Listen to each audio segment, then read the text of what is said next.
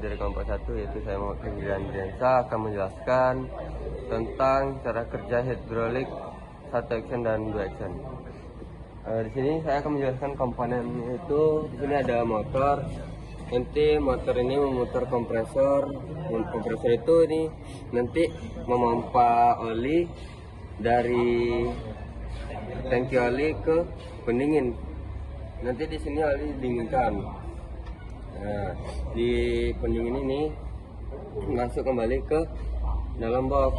Nah, di sini juga ada motor lagi. Di sini ditransmisikan ke kopling, dari kopling ke oil pump. Nanti oil pump inilah memompa oli ke bagian atas. Baiklah, sekian dari saya. Terima kasih. Jadi, saya belajar rally dari kelompok saya 1. Sini saya akan melanjutkan mekanisme single action dan 2 action. Nah, di sini setelah oli tadi terpompa dari pompa oli, terus masuk ke katup throttle atau throttle palep ini untuk mengatur tekanan. Terus itu masuk ke manometer. Ini juga untuk mengatur tekanan oli yang masuk. Setelah itu ke pressure gauge. Nah, di pressure gauge ini kita atur mau berapa tekanannya, mau mengatur berapa tekanan yang kita inginkan. Setelah itu masuk ke, dan ini adalah katup untuk masuk ke katup pengarah, dan ini adalah relief valve untuk mengatur kecepatan naik silindernya. Baik, mungkin itu saja yang bisa saya sampaikan. Sekian, terima kasih. Baiklah, saya mau Muhammad Prasetyo ingin melanjutkan tentang komponen hidrolik. Yang pertama itu ada katup 4/3.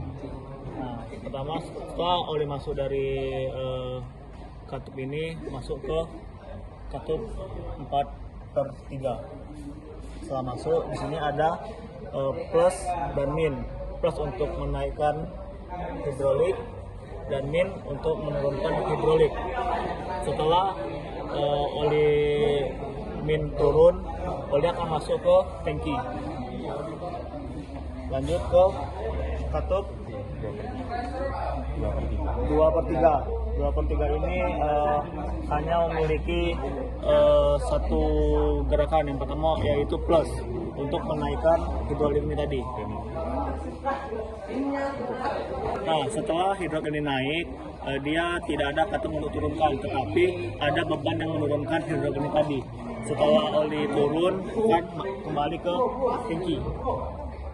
Nah, mungkin itu penjelasannya. Kita akan masuk ke tahap kerjanya.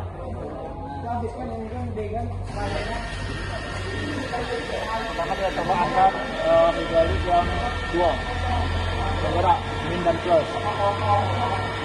Jika saya dorong, dia akan naik karena plusnya mendorong hidrolik. Tetapi ketika saya turunkan, oli akan turun dan oli akan kembali lagi ke alam. Yang kedua, yang satu penggerak, itu dia hanya satu. Ketika saya naikkan, dia akan naik. Tetapi setelah saya lepas, dia akan turun kembali karena adanya tekanan, dan oli akan masuk kembali ke tangki pump. Mungkin itu penjelasan tentang sistem hidrolik. Sekian, terima kasih.